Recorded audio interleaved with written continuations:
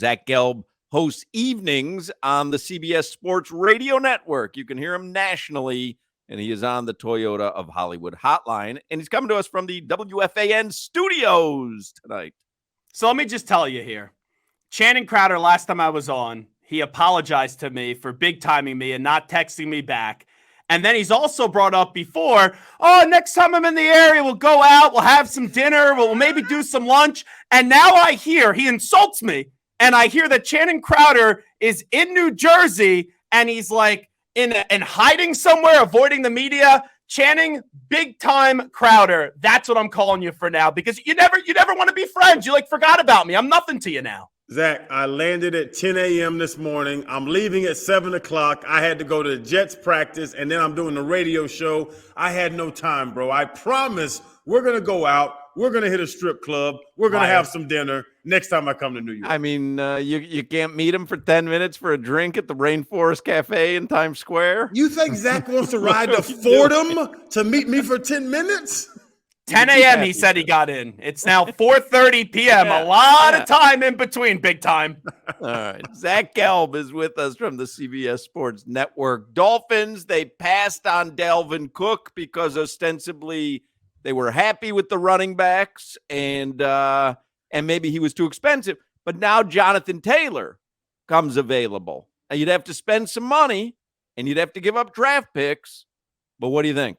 Dolphins were the first three teams I thought of yesterday. The other two were the Bears and the Eagles. And the reason I thought about the Dolphins is, let's be clear, they didn't get Dalvin Cook because he's a little bit older. And like you said, they didn't want to pay him when Dalvin Cook was practically begging to go to Miami. They should definitely pursue Jonathan Taylor because the Dolphins have been a team that they keep on making big moves and they're all in. You have a window here of 2 to 3 years. I would leave no stone unturned here, and I would go make a move, trade, pay Jonathan Taylor, and go for this Super Bowl. But, Zach, does that put them ahead of the Bills, the Chiefs first? Let me go Chiefs first. Chiefs, Bills, Bengals, Chargers. The AFC is loaded, Zach. You could have more talent on paper than the Kansas City Chiefs, but that doesn't matter because until someone takes down Patrick Mahomes in the big game outside of Joe Burrow, which he's done 3 out of 4 times, then everyone's chasing Kansas City. But you look at the Buffalo Bills, who last year Miami in the wild card round almost beat them with Skylar Thompson in their own house. So if you're looking at who's going to win this AFC East, I think it's splitting hairs right now between the Dolphins, the Bills, and the Jets. And this could only be another piece that gives you more ammunition to make a run to go win the AFC East. And who knows how far you could go from there. Because as much as I love Patrick Mahomes, breaking news here, I've covered Tom Brady, right, for 20 years, love Tom Brady. He didn't win the Super Bowl every year. So if he didn't win the Super Bowl every year, there's going to be years where Patrick Mahomes doesn't win it. So Miami has an opportunity here. Go swing big. What do you think the chances are that Jonathan Taylor is not playing for the Colts this coming season? I would say right now it's 60% that he'll be playing for the Colts, 40% that he is going to be somewhere else. And I hope that math adds up to 100 because I'm not a great math student. That's why we'll never be able to correct you regardless. So it doesn't matter on this show. So I would say 60% that he's back with the Colts. I remember when I was talking to Austin Eckler just a few weeks ago, and he went through something very similar where he wanted more money. The team said no. They said, go explore the trade.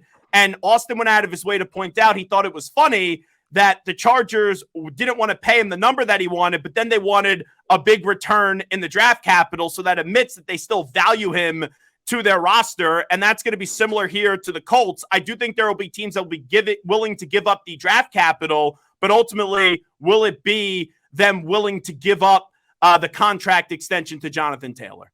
And Zach, is this new? Because we were talking about it earlier where now Damian Lillard, James Harden gets fined $100,000 for what he did to Daryl Morey, and saying he'll never play there. He's a liar. Jonathan Taylor now, Dalvin Cook. Do you think this is something new where NFL players will start to get this back, the player empowerment thing that the NBA has? So we've seen it before in the NFL. Remember Jalen Ramsey with that back injury that he had, and the next thing you know, he finds his way to the Rams. We've seen it with Jamal Adams as well.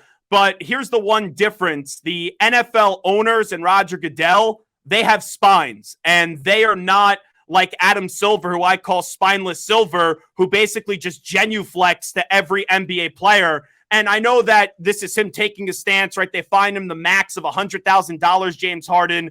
But what does that really do to James Harden? No one wants to get fined $100,000, but that guy spends more money on one night in a strip club than he's going to be paying that fine. So I think it's tougher in the NFL than it's the NBA because the NBA has embraced the player empowerment. They have embraced the players really running the league. We still know in the NFL, owners and also the commissioner and then quarterbacks run the league. So I think it depends on the position.